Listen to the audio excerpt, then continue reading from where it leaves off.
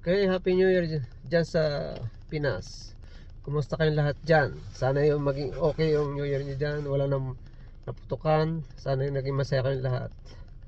Sana ngayon 2024 ay maging maayos ang buhay natin at lagi po tayong malusog pang katawan at masigla at ligtas sa anumang kapamahakan.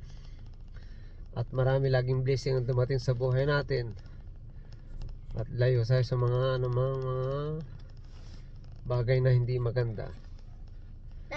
So I told you, sana po ay lagi kayong pagkalooban ng may kapal, na lagi malakas sa pangatawan at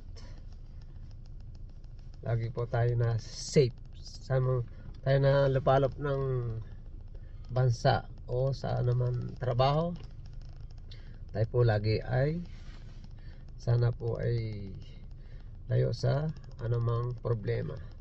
Sige po, at hapon nyo rin ulit sa inyo lahat. Sana maano po natin ang bagong taon. Okay.